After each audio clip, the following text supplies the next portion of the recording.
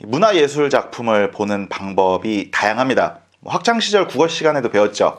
내지적 관점, 외지적 관점. 작품을 그 작품 그대로만 볼 것이냐가 내지적 관점이고, 작품을 사회와 작가, 독자 등 그 작품 바깥에서 볼 것이냐가 외지적 관점이죠. 대한민국 사람이라면 본 적은 없어도 들어는 봤을 오징어 게임 이야기를 한번 해볼게요. 뛰어난 연기, 기억에 남는 캐릭터, 창의적인 사건들로 가득한 강력한 작품 등등 내지적인 접근이겠죠. 천재적인 황동혁 감독의 알레고리, 그리고 자본주의 사회의 강력한 축소판을 제시한다. 한국 사회와 자본주의의 어두운 부분을 스릴러 장르로 파헤친다. 이건 이제 외지적 접근이겠죠. 문화예술 작품을 보는 방법도 이렇게 다양한데, 하물며 인간 사회와 인간의 역사를 보는 방법은 얼마나 다양하겠습니까? 1990년대 말부터 21세기 초까지 엘빈 토플러의 제3의 물결과 같은 기술 결정론에 입각한 책이 대중들의 많은 관심을 받았다면, 2010년대 대중들의 관심은 제러드 다이아몬드의 총균쇠, 팀 마샬의 지리와 힘과 같이 지리 결정론 또는 환경 결정론스러운 책인 것 같아요. 인간을 둘러싸고 있는 지리적인 환경이 인간의 과거와 현재, 미래에 영향을 미친다. 덕분에 저희 채널의 지리로 아는 척하기 영상들이 두강생 여러분들의 많은 사랑도 받게 됐죠. 물론 제가 지도 지리 영상을 만든 게 어떤 이런 시대적 흐름 때문은 아니었습니다. 어린 시절부터 지도 펴놓는 걸 좋아하기도 했고, 역사를 본격적으로 공부하기 전에 지도 구분, 시대 구분을 하는 게 습관이라서 제가 공부를 하듯이 영상을 만들어 왔죠. 저의 공부 노트와 같았던 이런 영상들을 사랑해주시고, 아껴주시고, 격려해주시고, 성원해주시고, 염려해주시고, 밀어주신 덕분에 제가 책을 출간하게 되었습니다. 지리로 역사 아는 척하기 시리즈 1편, 두 선생의 지도로 읽는 세계사 서양편. 시대순으로 역사를 바라보기보다는 대륙별로, 지역별로 지도와 지리를 보면서 그곳에 살아온 사람들은 왜, 그리고 어떻게 그런 역사를 가져왔는지를 생각해 볼 수 있는 책입니다.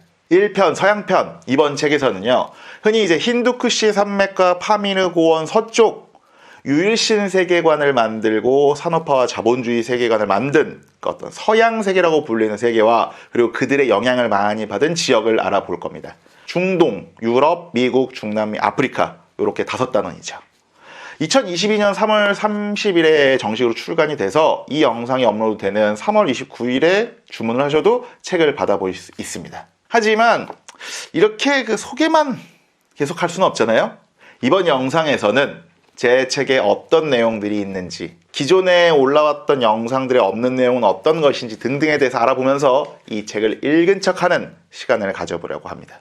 그 전에 출판사 21세기 북스에서 출간 기념으로 작은 이벤트를 진행한다고 해요. 책을 구매하신 분들을 대상으로 추첨을 해서 1등 한 분에게는 삼성 갤럭시 탭, 그리고 2등 분들에게는 네이버 페이 포인트 3만원권, 그리고 3등에게는 스타벅스 음료, 기프티콘 등등을 드린다고 합니다. 그럼 이벤트를 어떻게 신청을 하느냐? 첫 번째, 두 선생의 지도로 읽는 세계사를 구매하고 영상 아래 영상 설명란에 있는 이벤트 참여 링크를 클릭해 주세요. 그리고 인터넷에 직접 입력하셔도 됩니다. 그리고 두 번째, 구매 영수증 이미지를 직접 찍거나 캡처를 해서 링크에 첨부를 하고 성함과 연락처를 입력해 주시면 참여 완료입니다. 3월 30일부터 4월 8일까지 단 열흘만 진행되는 이벤트라서 서둘러서 참여해 주세요. 저도 이 탭 바꿀 때 돼서 신청을 하려고 합니다. 이 참고로 아이돌도 아닌데 소속사에서 그 어떤 차트인을 목표로 하시더라고요.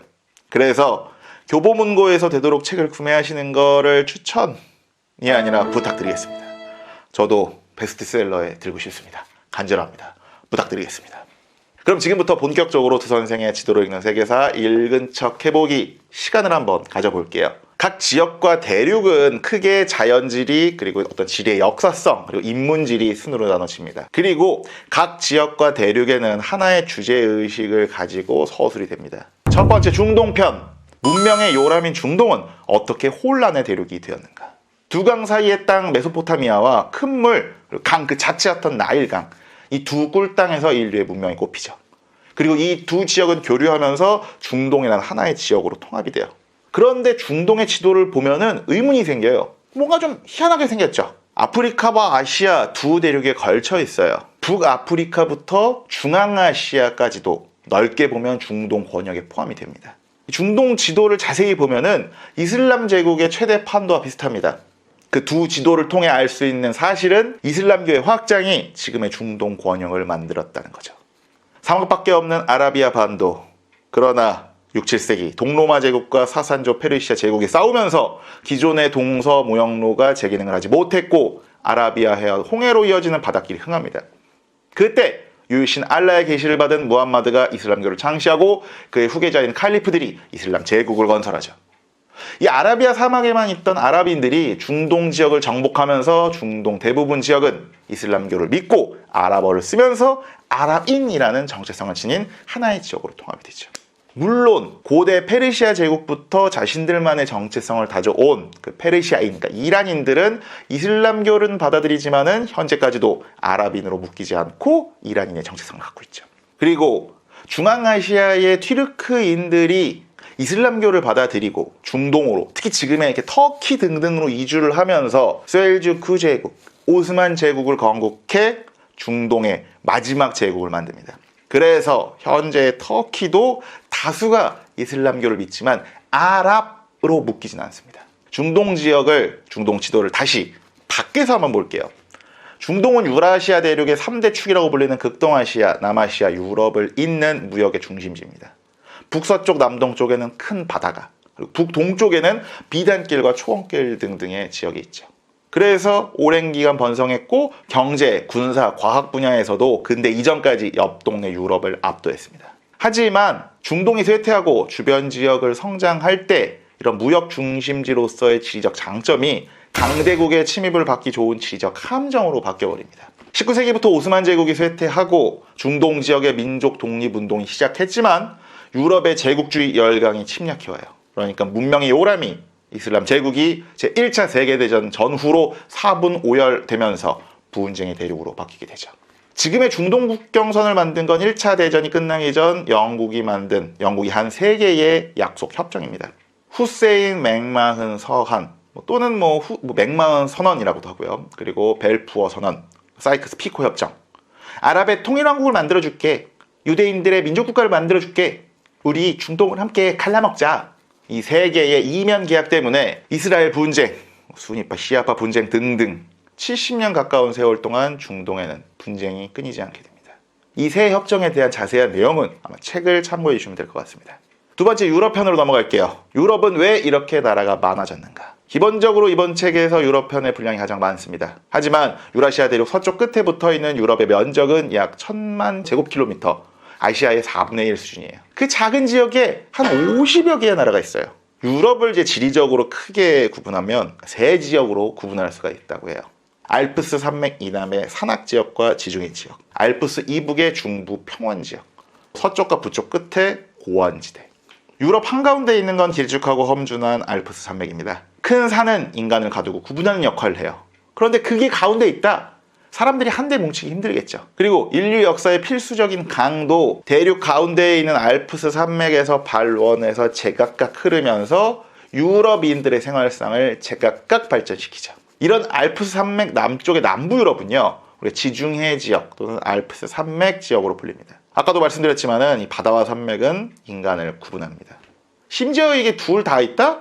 그럼 사람들이 사회가 발전하기 힘든 똥땅입니다. 그런데 남유럽은 고대 그리스, 로마 제국이 있던 지금 유럽의 고향 같은 지역이에요. 그런데 남유럽은 현재 프랑스, 영국, 독일 같은 북서유럽 국가와는 비교도 안 되게 가난한 나라로 불리죠.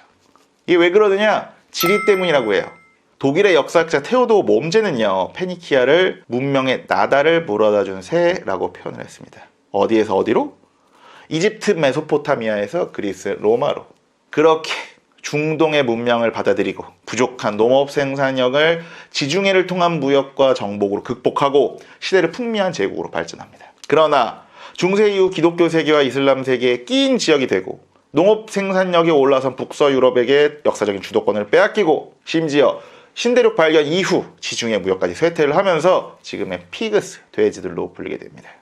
반대로 알프스 산맥 이북에서는 거대한 북유럽 평원이 흘러요. 프랑스 북부, 독일 북부, 폴란드, 유럽, 러시아 지역.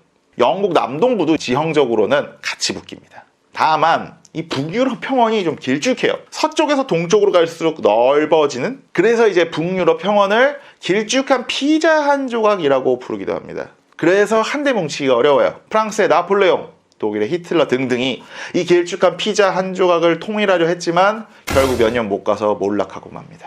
유럽은 이런 지리적인 한계 때문에 다양한 언어, 문화, 사상으로 분열되기도 했지만 반대로 생각하면 다양한 문화, 사상, 개혁이 꽃피면서 근대 이후 세계를 주도하는 서구 세계를 만들게 되죠.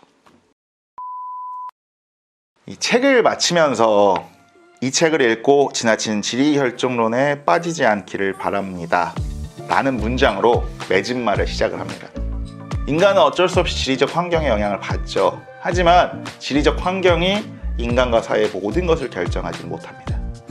인류의 역사는 자연에 적응해온 과정이기도 하지만 그 자연을 극복해온 과정이기도 합니다. 큰 바다는 인간의 이동을 가로막지만 중세 유럽인들은 세상의 끝처럼 여기던 대서양을 건너서 아메리카 대륙으로 진출했습니다. 풀조차 자라기 힘든 사막은 똥땅으로 불리지만 중앙 유라시아인들은 동서양을 잇는 비단길을 개척해냈습니다. 제가 이 책을 쓰면서 참고한 지리의 힘이라든지 총균세도 환경이 인간의 모든 것을 다 결정한다고 말하진 않습니다.